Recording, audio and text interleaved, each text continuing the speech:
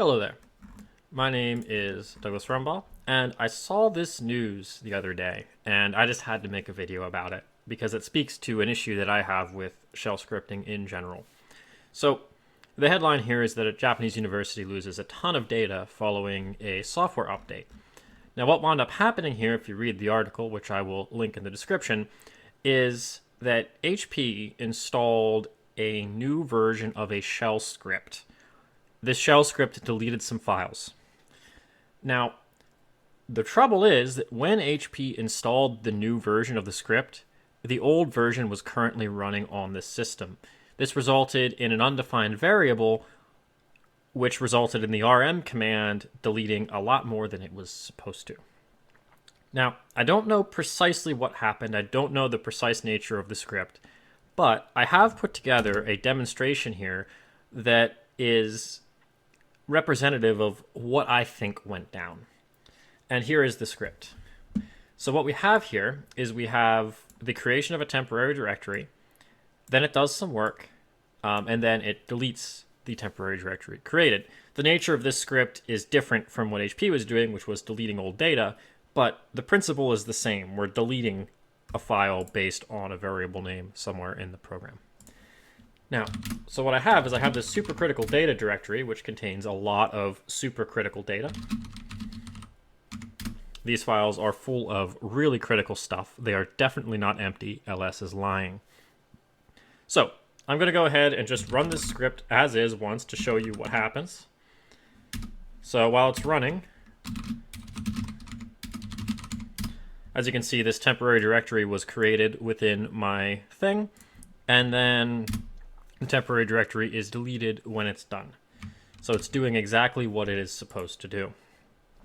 Now, here is what effectively happened in the HP situation. I'm going to go ahead here and I'm going to rename my TMP variable to new. However, I'm not going to save the file just yet. So remember, until you save the file, the thing on disk is still what it was, which means that when I run this script, I'm going to get the old version of the script. However, while it's running, I'm going to save the file.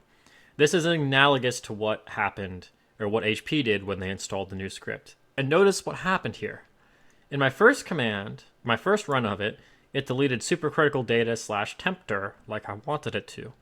However, on the second run, it actually deleted my supercritical data. It's all gone. So what happened? Well, bash, when you do this, when you say /test.sh or even just bash test.sh like this, whenever you run the script, the interpreter is going to read the file and execute the code within the file. And bash does this, roughly speaking, line by line. It's not quite line by line, it's more programming construct, so it'll read this whole for loop in one go, for example. But what effectively happens here is bash reads this and does it, and then it reads this and does it, and then it reads this and does it, and then this, and then this. So it's taking it in one line or chunk at a time. Does not read the whole file in at once. Which means that when I first ran the script, it looked like this. So bash defined a variable called TMP and then started doing work. However, when it went to read this RM and this echo, at this point, the contents of the file had changed. So it got the name new rather than the name TMP. Now, new is an undefined variable because bash called it TMP. It didn't define new anywhere. And when bash encounters an undefined variable, what it does is it replaces it with nothing. Unlike many other programming languages which throw errors when it encounters variables that have not been defined, most shell scripting languages just assume that it's empty and proceed. And so, rather than removing my temporary directory, it removed the whole thing. And that is what I think happened in this particular instance. So how can you avoid this? Well, the first way you can avoid this is to just not modify scripts while they're running. Of course, that can be a little bit tricky to manage. So there are other solutions. Personally, I don't use bash. I use the corn shell, KSH. This does not happen in KSH. So watch this. If I go ahead and I do this same thing, so we'll save that. We'll go ahead and rename TMP to new again, not save it. I'm going to run this script in KSH rather than bash. And then I'm going to save it. Notice that KSH still did the right thing. The reason for this is that, unlike bash, which reads the file, roughly speaking, line by line, KSH reads the file in, say, I believe it is 8 kilobyte chunks. So KSH is going to read the whole thing, and nothing I do is going to change it. That's still not perfect if you have really long scripts, but it does kind of help. Now, the other solution is to do this. There is a flag that you can set in your script by saying set tacu. You can also set this as an option in the shell itself, but that's not... I do it, but generally speaking, that's not recommended because most shell scripts depend upon this behavior, unfortunately. But if you put this set tacu flag in your script, what that's going to do is, rather than replacing undefined variables with nothing, it's going to cause the script to behave like most other programming languages and throw an error instead. So, and as you can see, my supercritical data is gone, of course, because I removed it.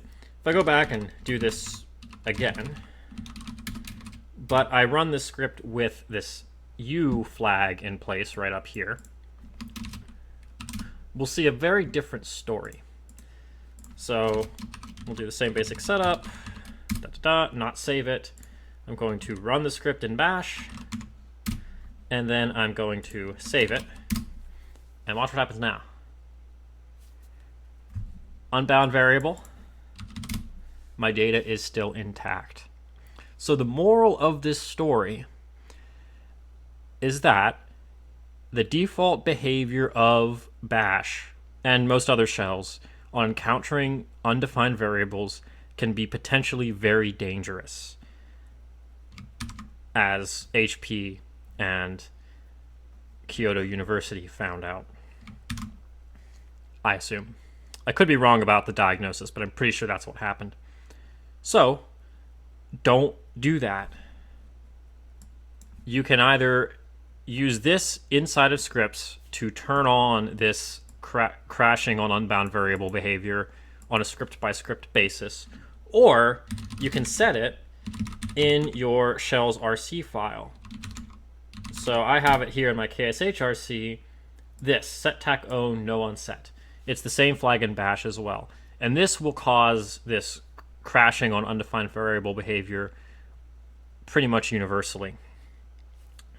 So I like this, but this does break a lot of shell scripts you'll find on the internet. You can use this on your own scripts as a happy medium to prevent this from happening. And that's all I wanted to say. The undefined behavior, or not the undefined behavior, the behavior of undefined variables in shell scripts is potentially quite dangerous. It's in your best interest, as you're working with shell scripts, to not assume undefined variables are okay, and to go ahead and just throw this in here. And also, don't modify a script while it's running, especially in bash, because that will cause some significant issues, most likely. So, thank you. I hope you found this interesting. And as always, I will see you in the next video.